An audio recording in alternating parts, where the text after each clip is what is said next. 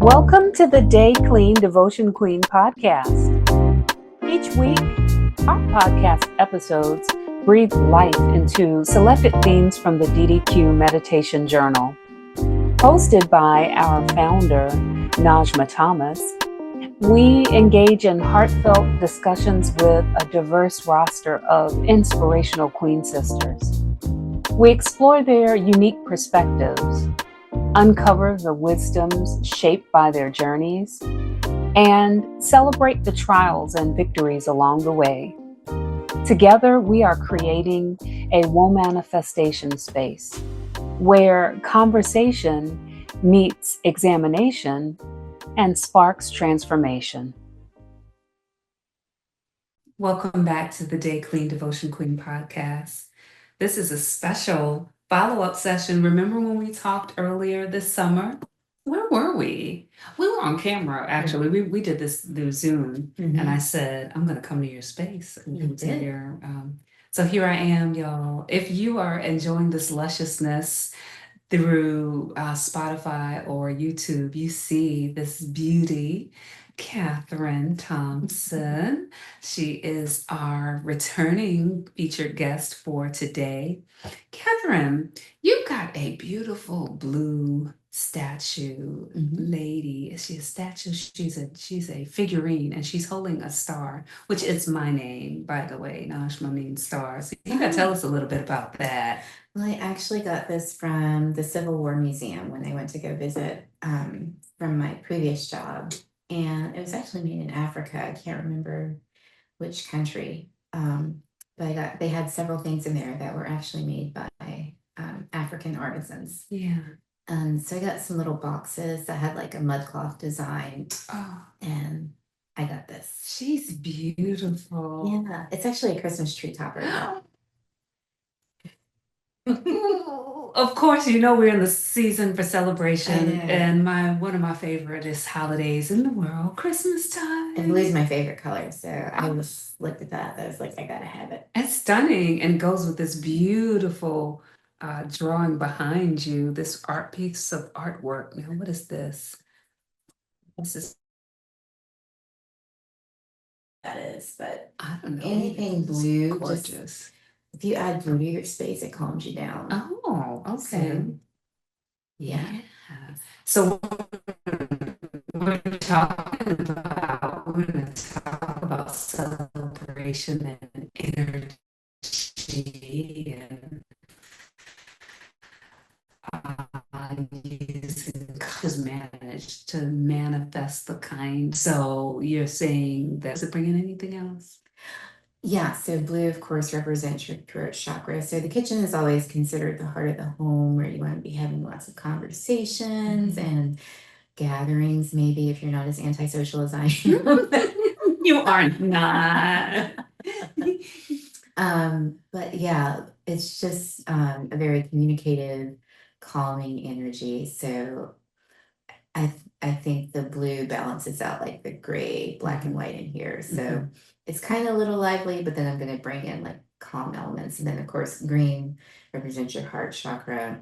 And that's a real live she's beautiful. Look at her. Fiddle leaf fig that I love. Fiddle leaf fig. So they actually bring really good energy into a space, and a snake plant will absorb all of the negative energy in a space. I actually have one of those in my bedroom and have one on the sink actually. Yeah, a little one. Yeah. So you just had a whole afternoon of managing energy. We're gonna get to celebration in a minute, but tell me how that went. How do you do so many sessions back to back to back? So that was my first time volunteering with the Aquarium Bookshop to raise money for the Richmond SPCA. And we did rapid fire Reiki sessions. So we're doing them in 15 minutes, and they're like back to back. I went to bed early. Okay. I did not play around. I woke up this morning and I sat in silence and I grounded myself because I had no idea how many customers I was going to have. I actually ended up having 7. So on a normal day, if I were doing Reiki full time, I would probably max do 4 people, and I would probably have like an hour or so in between those. But and have the opportunity today. Yeah. So I did have a couple of breaks where I could sit and just close my eyes and just keep grounding myself down. I also had selenite and black tourmaline in my pockets, so nothing stuck to me from anybody that I was working on. Tell us about this process, a little bit about Reiki. I would imagine a couple of our listeners are probably not as familiar with it, right? Mhm. So how did you come to it, and what is it for you? So Reiki is a healing art that started with the Japanese culture. Okay. I came to it was divorce. Divorce had me face down, and I really don't know how I found my Reiki master, but I found her some kind of way. And I'd never tried it before, and just the ability to lift the stress and the depression from my body by just being a regular customer. I was like, well, I need to do this too. Yeah. Because I've always had like gifts where I have prophetic or psychic dreams. I've heard spirits since I was a child. And I was just like, I'm supposed to do this. And I volunteered today. If I had not been volunteering, I would have made $700. Wow. But Reiki is the one thing I'll do for free. Huh? So I'm like so over the moon happy. Because you're helping people Yeah. manage their energy. Yeah. In such an interesting time where there's all kinds of, have you been feeling this, the crazy, the chaotic energy Yes. around us? I bet it's magnified where you are. Yeah, as an empath, it gets overwhelming and I'll just burst into tears at times. So the bird feeders, of course, are a big help. But every morning I'm like grounding my energy down 'cause as an empath. It's a lot. I know a lot of people are just completely oblivious. My aunt being one of them. She's like, I just can't watch the news. And I'm Yeah. like, Dee Dee, he's doing so much stuff. Not even on a daily basis, on an hourly basis. It doesn't pay you to not be in the know, at least a little bit of the executive orders that are just rolling out from the Black Sharpie. Because I think if you're just completely in the dark, you don't have time to prepare for anything. Then you're just being reactive. But I don't know, as an empath, I'm really feeling how it's affecting the collective as a whole. Yeah. And I've just been having so much problems trying to be social. Yeah. I find myself getting angry at humanity. Yeah. So I've been trying to, deal with that. Of course, I have my own set of practitioners that I use outside of myself. So I went and had an energy clearing with a shamanic colleague of mine. But Reiki is amazing. So I was telling you about the customer that I had today. Yeah. That she closed her eyes and said all she saw was blackness. And she only had a 15-minute session with me. And I'm just using my intuition because I can literally feel in my hands where to stay in your body, where the energy center is blocked, where the energy is releasing. I can feel all that with my hands. And I just stayed at her heart chakra and I just kept going up because you can only do so much work in a 15-minute session. So I was focusing on upper chakras mostly with those. Okay. And she said when she opened her eyes, she just saw a burst of colors. And she said, I could see every color of the rainbow when you were done. And she just started crying. So you only get that if because we're energetic beings. Absolutely. It's scientific. We're all energy, right? If you keep ignoring the fact that you're energy, what are you gonna do? I don't know. Yes, I don't know because I manage my energy very carefully. I cannot imagine not having a practice where you understand that you are energy and that you're interacting with different energies and that at different times of different phases of the moon, different times of the season, that energy, that flow can get blocked. But you, with having a farm, you're working directly with the earth. Always healing, like Yes. constantly healing, Exactly. releasing stuff right back to And she absorbs it. Mother Earth. Thank you so much. Just such a beautiful relationship. She gives far more than I. It's very imbalanced, but I think that Mama Earth understands. Yeah. But that grounding is essential. I think in the Black community there is, you probably talk about this a lot on your social media, maybe a reluctance to make connections between things like Reiki or anything outside of the traditional Baptist faith. Folks will think, oh, what's that? But I don't know Don't that forget that's apostolic and Pentecostal too. the whole nine, right? But it's interesting because, I'm in the Gullah Geechee community back home. Oh, y'all, by the way, I'm in my dad's hometown, VA, stand up. 804, stand up. But when I'm back home in the Low Country, in the SC Low Country, I'm in the heart of the Gullah Geechee community. Yeah. And for many, so lucky. I know, I really am. Because for many members of the Gullah Geechee community, there's not this disconnect between faith traditions and energy healing practices and connection and communing with Mother Earth and understanding the natural elements. It's all one and the same. And it's not this big leap. And I kind of take that for granted. And then I listen to some of your postings. I'm like, oh yeah, everybody not down here, literally hooked in like the what's the blue people, avatars, we connect to the source. Yeah. Literally Right. connect to the source. I mean, I can channel if I want to. I had one client today and she's like, I've been having pain in my arms, shoulders, everywhere. I said, okay, I'll focus on that for 15 minutes. And I was like, I need a lightning bolt to shoot through me, to shoot through her veins, and my circulation come into alignment.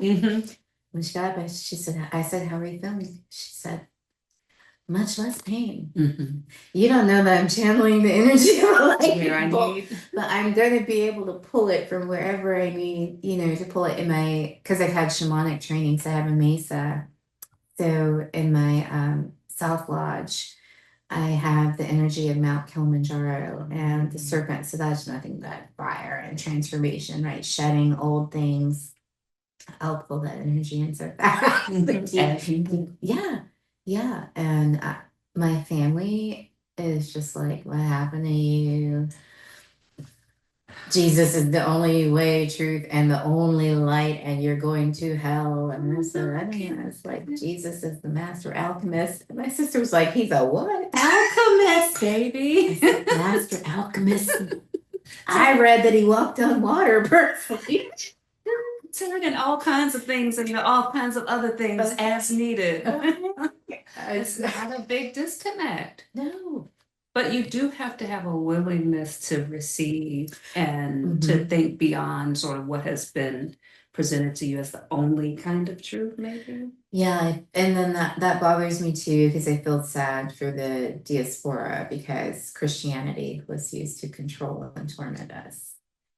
And then I had my own awakening, and I was literally, I went to church on a Sunday. I was in a Pentecostal mixed congregation church. And I was happy with the church. I wasn't particularly upset or anything.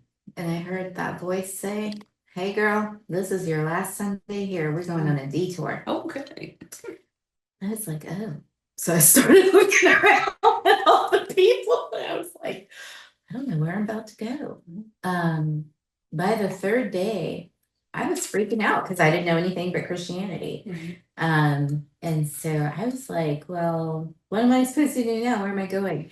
And the exact moment I'm about to completely freak out, I'm getting an email. Back then it was the Chrysalis Center. I remember the from my Chrysalis friends Center. there saying, Kathryn, we want you in the Spiritual Path program. It's a 6-month program where you explore different spiritual practices from around the world. Best experience ever. So I actually have some Tibetan prayer flags up there on the refrigerator that I was going to write prayers on and hang them in the tree. But that practice has stuck with me. I took Tibetan prayer flags down to Charleston because Jemaya came to me in a dream and she was like, it's time for you to work with me now. So I don't know how people feel about that with the Orisha training. I mean, she literally just came to me in a dream. I took my little prayer flags, and the day I wrote my prayers on the things, and I knew I needed 7 pennies. I had 6 to go to the ocean, and I was like, ugh. I walked out of my hotel room, looked down, and there was 1 penny. Your 7th penny. For you. I ran to the ocean for prayers.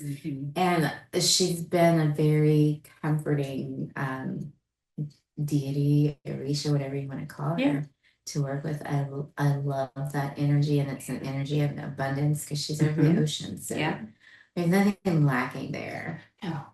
Well, you know, we have, if you look at the African diaspora, we have been alchemists ourselves. Our ancestors have been. They took spirituality, they took faith practices wherever they were and mixed them up to wherever they needed to be for survival and now to thrive, and have left us with this bounty of options. Like, you do not have to stay in any particular religious box or any particular spiritual box. There, you can do your own spiritual alchemy. Yes. Because if you look at one Orisha or one deity, it's a different side of another practice somewhere in the diaspora, and that's all connectivity. It's like when you're speaking Gullah Geechee and you go to the Caribbean and they hear Gullah Geechee, and they're like, wait a minute, you sound like us. It's like, oh, it's just a different side of the same mother tongue. Yeah. This is what we're doing. And I think,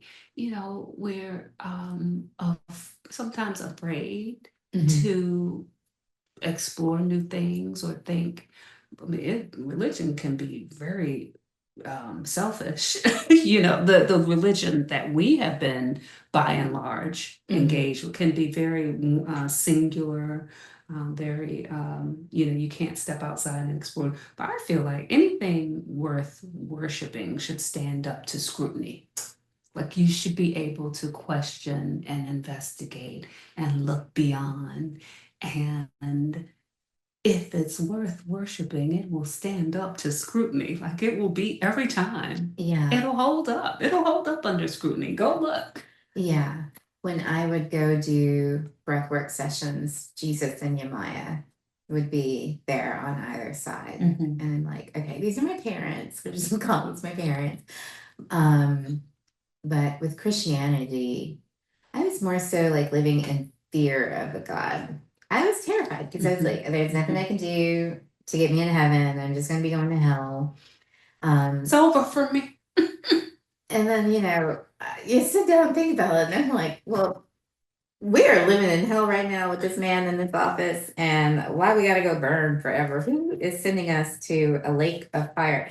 It just starts to sound a little bit crazy. And why are you going to send people across the world who's never even heard of you just because of where they were born into eternal fire? Why would you do that? They have their own practices. They have their own name for God. Right. More than one way to call God. I dated a little Arab last year, and I loved his little dedication to his prayers. I didn't know what he was saying, but I thought it was the most beautiful thing. And he was waking up at 3 o'clock in the morning to pray. I was like, you go. There you go. That's dedication. And I just really admired that about him. So many different paths. And we miss out. I think we miss out on the fullness of the possibility of spirituality when you just stick to one rigid, this is the only way you can ever connect to a higher power. Well, what kind of tiny higher power is that? Right. That can only have one name, one gender, and one way of you acting. That sounds like a human, actually. That does not sound like a God. True. And then growing up apostolic, I saw so much poverty. So I'm like, no one's getting anywhere. And it's like, I thought to myself as an adult, why am I praying these pitiful prayers? Sad. I need to be commanding the energy. That was a huge mind shift. So now I'll say, I am, I have, everything's present tense because you have to learn how to speak. Whereas if I was in church, oh God, please help me. I can't pay the rent. No, I can pay the rent and your rent too if I need to. And I'm constantly doing, I love doing candle magic. So I'll keep an abundance candle going and a protection candle going. Those, I try not to let those go out. But I've gotten to be a pretty skilled practitioner of candle magic. And you make candles. I do.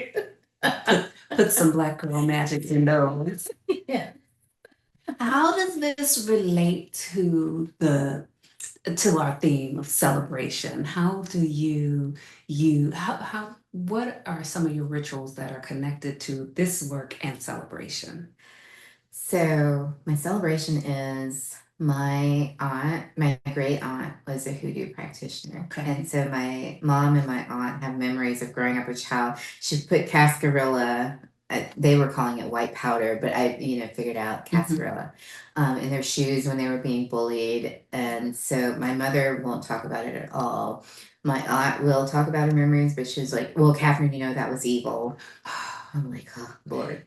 So Isn't it funny? I'm sorry, how some things are spiritual and some things are superstitious, or it depends on what side of the world it came from. It gets to be a religion versus it's a superstition.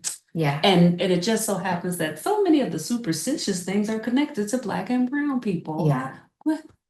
So while we're on the pause, I watched Jaimin Hunsu's documentary, The Story of Voodoo, and it's my favorite documentary. Oh, we'll have to drop that link there. I love it. Okay. So he was like, the West has told the story of our faith and demonized it and made it so evil. And he said, I want to tell my own story of my faith. And he went into Benin and I think I can't think of the other country right now, but where he's from. So he went to the origin of voodoo. And I was like, this is apostolic church in this movie. You, Kathryn, what you see in so many of our houses of worship, is alchemy. We're just over here drinking grape juice. They took it, they remixed it in order for it to pass muster with folks who had put us under the yoke of chattel enslavement. Yes. But they kept their African-based spirituality. Yeah. They just forgot to tell us, oh, by the way, here's the thing. Yeah. This is what we said. This is actually African-based. Don't go throwing your African and your ancestry and all of that. Don't go throwing those. No. Yeah. So my aunt had me christened in the spiritualist church. Okay. So in that church where my family was, mediums, all of that was all in the mix because that was my aunt's practice. So my mom said she gave me to my aunt to walk me up to the altar, and the reverends were up there. And she was sitting in the back. And she said, all the objects in the church began to float while they were performing the ceremony. And she said she was so terrified, but she didn't move. So she just said she watched objects float. This is your mom. This is my mom. She didn't try to get me. And she just sat there frozen. I call my mom Chicken Little. She's just scared of everything. So extremely cautious. She's extremely cautious. That's all. My celebration is the return to myself, the return to who I was created to be, the continuing my great aunt's legacy. I had such a love for her as a child. So that was just big celebration. And, I lit an ancestor candle and I called for her assistance. And when I tell you, wind came through my space and that fire said, "Whoosh." I said, oh, I should have called you sooner because I really need this help. I'm missing out on some of my power here.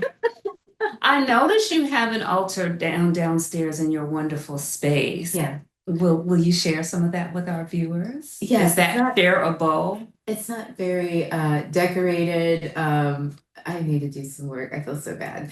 But yeah. Because Ancestor Day is coming up. I have my ancestor altar. I left a cup of coffee, and they left so many bubbles in the coffee. I was so excited. I haven't left food. Okay. It's probably bad of me, but I don't know. I do leave coffee. And I constantly, I wake up and I sit in that space. That's like the first space I go to after I feed the birds. So it's a very active space. Yeah. Yeah. Y'all, we're gonna go take a look at Kathryn's space. I lit Maya's space for you since you were coming, Little Miss Gigi Queen. Thank you so much. I appreciate that. Go to in Kathryn's beautiful. Kathryn, what do you call your space? I just call it my Reiki room. Reiki room. So this is a space I created for Everyone's welcome. I especially created it for Everyone's welcome. Yes. But the Queen Sisters are intentionally invited. I love that. Yeah.